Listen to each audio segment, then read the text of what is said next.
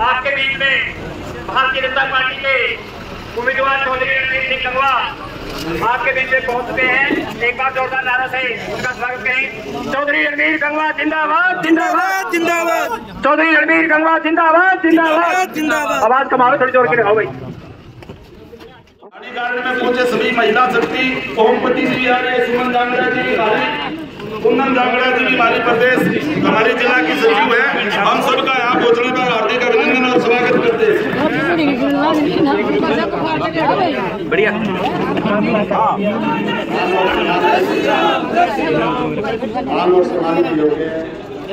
हमारे deputy speaker Haryana सरकार मुख्य के प्रत्याशी बीजेपी हमारे गांव डालीगढ़ में पहुंचने पर मैं गांव की तरफ से ग्राम पंचायत की तरफ से तहसील से स्वागत करता हूँ।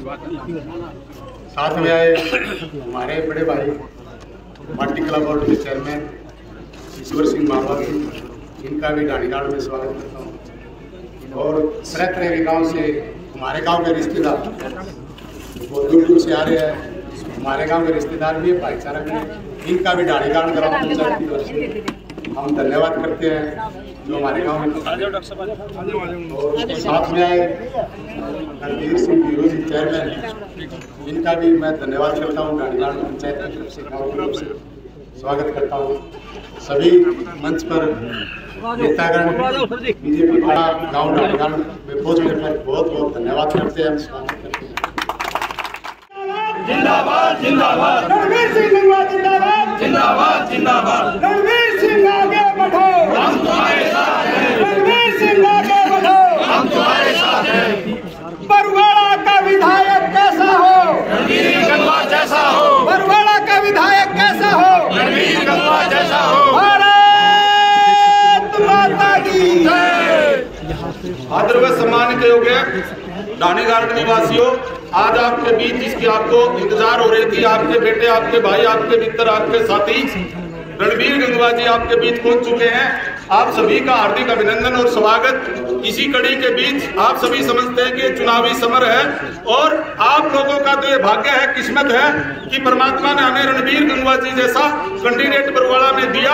अब बरवाड़ा के भाग्य खुल जाएंगे।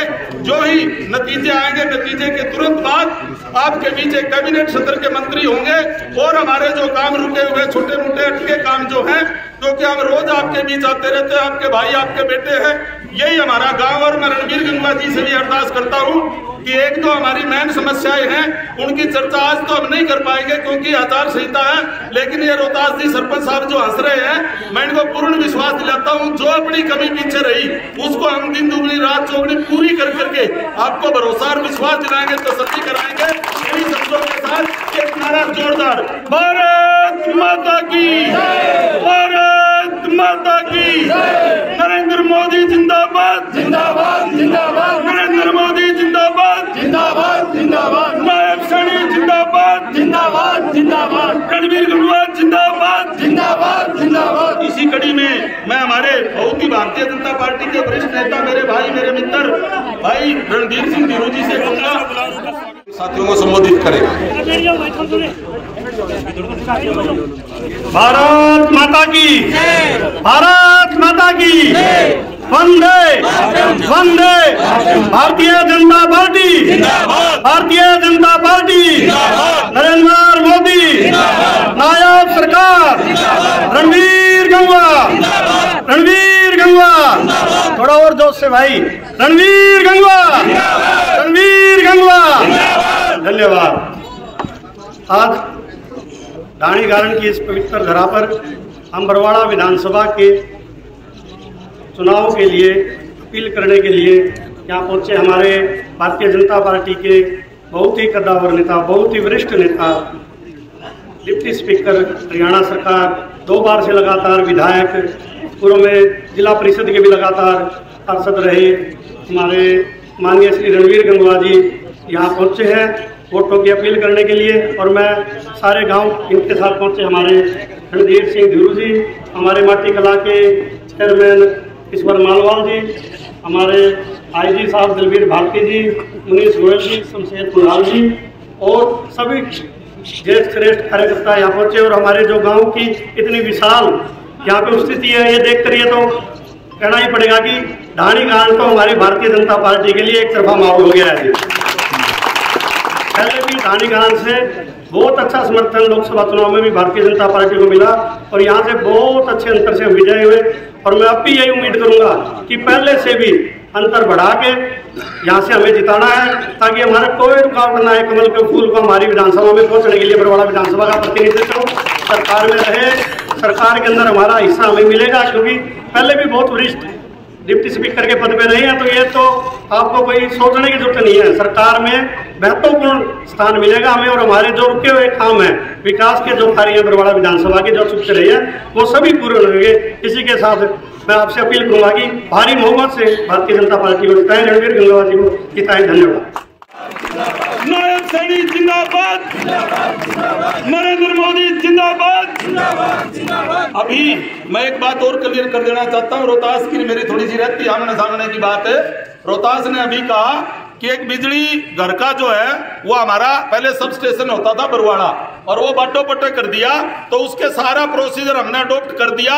एक दिन एससी ने हमें बुलाया था, लेकिन ये गए नहीं, लेट हो गए और उसके बाद ये गए नहीं।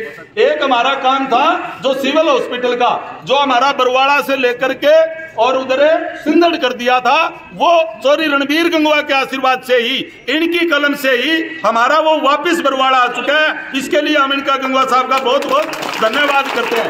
और जो अन्य जो काम है उनकी कोई बात नहीं, कोई चिंता करने की, केवल और केवल 1 महीना है, उसके बीच कलम भी आपके हाथ में होगी और काम भी आपके होंगे। इन्हीं शब्दों के साथ मैं अभी माननीय रणबीर गंगवा जी को कहूंगा कि ये जनता, ये आपके रिश्तेदार, ये आपके भाईचारा, ये आपका समाज और ये बरवाड़ा की 36 बिरादरी आपके सामने खड़ी है। आप आइए और इनको अपना आशीर्वाद, अपना प्यार लीजिए और अपने शब्दों से इनको संबोधित कीजिए। बहुत बढ़िया भाई गंगवा साहब, माइक बोलना, माइक नहीं बोलेगा, आप बोलोगे, जोर से बोलियो। और आज 30 पक्की कर दो, इस काम से 30 पक्की होनी चाहिए, गंगवा 30 तक सारे बोलियो। नायब सैनिक, नायब सैनिक, भाई रणबीर सिंह गंगवा, भाई रणबीर सिंह गंगवा। और भाई एक बात सारे बोल सब कह दूं, सारे कह दो सारे बोल सब खुश हो, सारे बोलियो, जीतेगा भाई जीतेगा, जीतेगा भाई जीतेगा। धन्यवाद, जोरदार तालियां भेजा अपने नेता। भारत माता की जोर से बोलो, थोड़ा दूर तक आवाज जानी चाहिए, पड़ोसी गांव तक तो जानी चाहिए। भारत माता की बहुत ही आदर और सम्मान के हो। आज गांव ढाणी गार्डन में चौक में यहाँ उपस्थित है, मेरे साथ में आए इस चुनावी सभा में हरियाणा माटी कला बोर्ड के चेयरमैन आदरणीय ईश्वर माधवाल जी, भारतीय जनता पार्टी के वरिष्ठ नेता पूर्व में चेयरमैन आदरणीय रणधीर सिंह देरू जी, पार्टी के वरिष्ठ नेता आदरणीय मनीष गोयल जी, मेरे मित्र और रिटायर्ड IPS आदरणीय डॉक्टर कुलवीर भारती जी, लोक समिति के वाइस चेयरमैन आदरणीय नरेश खरखड़ी जी, आदरणीय बस्तीराम एक्शन जी, और गांव के सरपंच आदरणीय रोहतास जी, साथ आए प्रवीण जी और बहुत से साथी जो लगातार सुबह से हमारे साथ चल रहे हैं, पार्टी के वरिष्ठ नेतागण, गांव ढाणी गार्डन के मेरे सम्मानित बुजुर्गों, नौजवान दोस्तों, जहां तक घरों में आवाज जा रही माता शक्ति माताओं और बहनों, पत्रकार एवं छायाकार साथियों, आज आपके बीच में जैसे आपको पता ही है कि आने वाली 5 तारीख को विधानसभा का चुनाव होने जा रहा है और 5 तारीख को जो आप वोट डालोगे ये तय करेगा कि सरकार किसकी बनेगी। साथियों, पिछले 10 वर्षों से भारतीय जनता पार्टी की सरकार प्रदेश के अंदर है। पहले आदरणीय मनोहर लाल जी ने और अब नायब सैनी जी ने 10 सालों में ट्रांसपेरेंसी से सरकार चलाने का काम किया है। भारतीय जनता पार्टी की सरकार ने युवाओं के अंदर एक विश्वास पैदा करने का काम किया, बिना खर्ची बिना पर्ची के नौकरी देने का काम किया। पहले कांग्रेस के राज में जिस तरीके से भूपेंद्र सिंह हुड्डा जी के राज में नौकरियों के रेट फिक्स थे, मास्टर कितने में लगेगा, पटवारी कितने में लगेगा, सिपाही कितने में लगेगा। और यह केवल पॉलिटिकल सिफारिश से नौकरी मिलती थी। भारतीय जनता पार्टी की सरकार बनने के बाद में हरियाणवी एक का नारा देकर के कि जो बच्चा पढ़ेगा अपने पढ़ाई के दम पे सरकारी सेवाओं के अंदर अपना स्थान बना सकता है, इस तरीके की व्यवस्था देने का काम किया। हर गांव में भी लग गया होगा।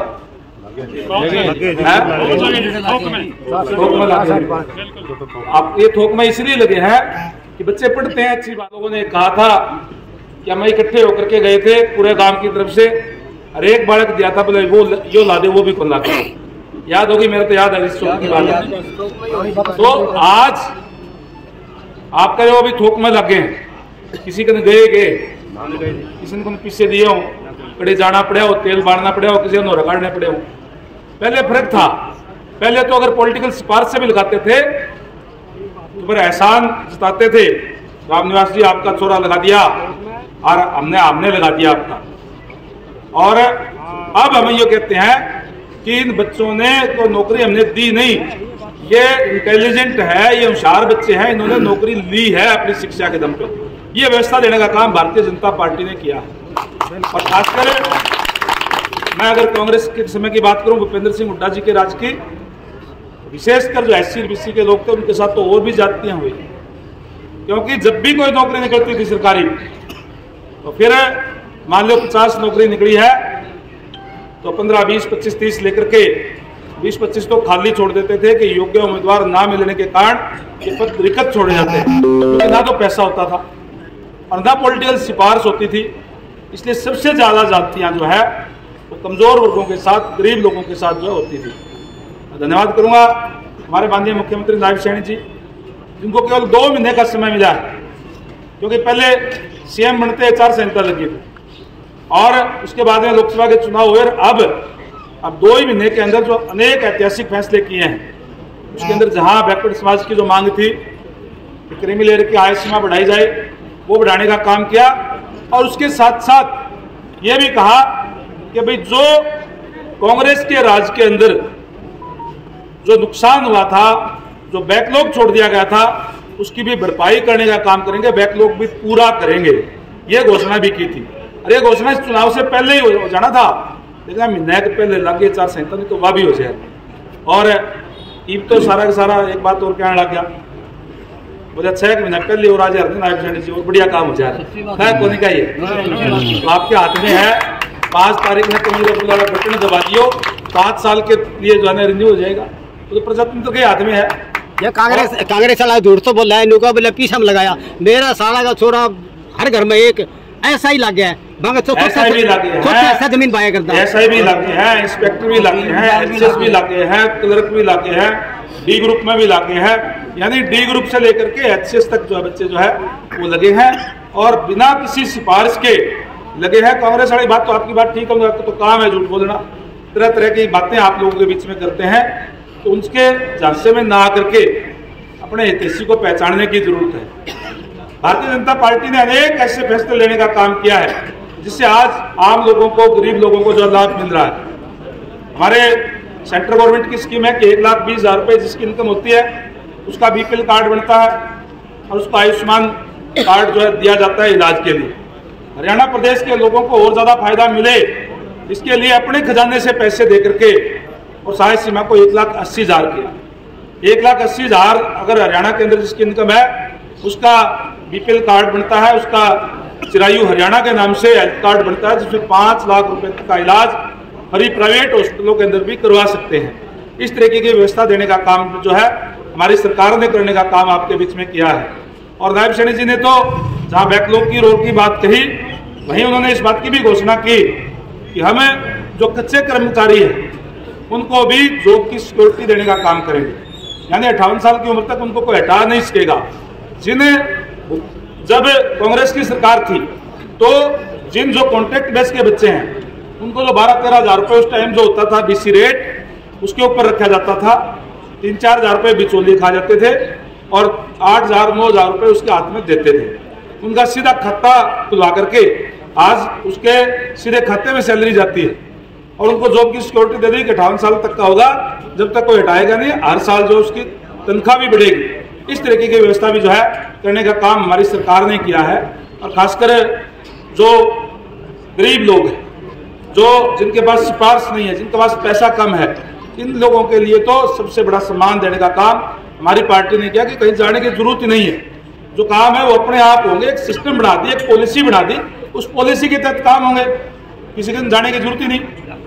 चाहे वो बुढ़ापा पेंशन है, चाहे वो विकलांग पेंशन है और दूसरी चीजें हैं, सारी की सारी एक पॉलिसी बना दी। पहले तो यूं क्या करते कांग्रेस लोग, तो ये भी क्या करते, बोला बुढ़ापा पेंशन बढ़ा दी, खत्म जाओगी, बुढ़ापा खत्म लेने जाओगा, क्या करते नहीं क्या करते। और ये दिया करते, पटवारी को दिया करते तो शिकायत आए खा गए, सरपंच को दिया करते तो बोला भाई तो उसने मेरे पोते को दे दी, मेरे को पहुंची ही को नहीं, इस टाइप की शिकायत थी। आज सीधे उनके खाते में जो है वो पैसे जाते हैं, कोई दिक्कत परेशानी नहीं है। केवल एक बात मैं आपको कहूंगा, किसी के बहकावे में ना करके और हमारे साथ जो पहले जुल्म और ज्यादतियां हुई है वो ना हो, इसके लिए सचेत होकर के आपको वोट डालने पड़ेंगे कि आपका हितैषी कौन है। अगर आपने अगर कहीं कोई गलती कर दी, कोई किसी बहकावे में आ गए और किसी बात में आ गए, तो फिर उस इतिहास की पुनरावृत्ति हो जाती है। वो हालत तो पहर हो जाएगी कि भाई बैकलॉग छूटेंगे, नौकरियां जो पैसे में बिकेगी, हमारे बच्चे जो है जो अच्छे पढ़ते हैं उनका बेचारा के मन में आ जाएगी, पढ़ तो लूंगा जिस तरह पहले थी कि मेरे माँ बाप के पास ना पैसा है ना सिफारिश, नौकरी कैसे लूंगा, बच्चे के डिमोरलाइज हो जाता है। तो ये वो हालात फिर ना हो जाए, इसलिए हमें इतिहास को हमेशा याद रखना चाहिए और अपने वोट जो डालना है वो सही जगह पर डालोगे तो फिर इतिहास की पुनरावृत्ति नहीं होगी। सीधी सी बात है। तो फिर 5 तारीख को वोट पड़ेंगे और 8 तारीख को गिनती होगी। जब 8 तारीख को गिनती होगी तो आपको रेडियो पर, टेलीविजन पर यह सुनने को मिलेगा कि भारतीय जनता पार्टी का कैंडिडेट बाकी सबकी जमानत जब्त करा करके भारी मतों से विजयी हुआ।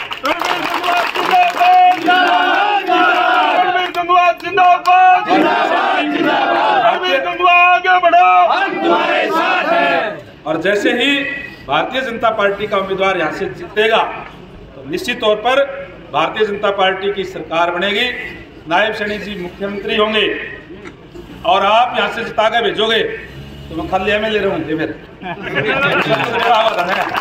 तो मेरे पास जो ताकत आएगी, सीधे कैबिनेट मंत्री, आपके एमएलए के पास ताकत आएगी, तो वो ताकत आपके जो समस्याएं उनको दूर करने में लगेगी। चाहे गली की बात है, चाहे और जो सरपंच साहब का थोड़ी बहुत कसर रहेगी ये होगी, सारी कसर मिट जाएंगे, चिंता करने की जरूरत नहीं है। केवल और केवल ये 27-28 दिन है। इन 27-28 दिनों के अंदर कोई बहकावे के अंदर ना आए, कोई हमारे वोटरों के अंदर सेंध ना लग जाए, इसकी जिम्मेदारी मेरे सामने बैठे हुए जो गांव के लोग हैं आप लोगों की है। और आप लोग अपने गांव को संभाल करके अपने ग्वांड में भी संभाल करने का काम करना। कोई बहकावे में आ रहा हो तो उसको भी कहना कि बहकावे में मत आओ, अपने हितैषी पार्टी जो छत्तीस बिरादरी की हितैषी पार्टी है उसको कमल का फूल का बटन दबा करके भारी मतों से हासिल करने का काम करें। यही कहने के लिए आपके बीच में यहाँ आए थे। यहाँ आने पर आप लोगों ने जो फूल मालाओं से स्वागत किया, सिर पे पगड़ी रख करके स्वागत किया, इसके लिए मैं ग्राम पंचायत का तमाम ग्रामवासियों का तहे दिल से आभार व्यक्त करता हूँ और आपको विश्वास दिलाता हूँ कि जिस विश्वास से इतना बड़ा सम्मान आपने दिया है, आपके इस विश्वास को कभी ठेस नहीं लगने दूंगा। आपका विश्वास जो है, आपका सम्मान हमेशा बरकरार रखने का काम करूंगा। और एक और बात से आपसे कहूंगा कि आप जो है 11 तारीख को नॉमिनेशन है और योग आश्रम है बरवाड़ा के अंदर, मेरा योगादान, वहाँ ज़्यादा से ज़्यादा संख्या में वहाँ पहुँचने का काम करें। और उस दिन यूँ लगना चाहिए कि बरवाड़ा से तो भारतीय जनता पार्टी का उम्मीदवार जो जीत चुका है, ये एक संदेश देना चाहिए। संदेश की जिम्मेदारी ढाणी घाट के लोगों को सबसे ज़्यादा है, तो ज़्यादा से ज़्यादा संख्या में 11 तारीख को सुबह 9 बजे जो है आप बरवाड़ा पहुँचने का काम करें। आप सबका बहुत बहुत धन्यवाद। जय हिंद, जय भारत।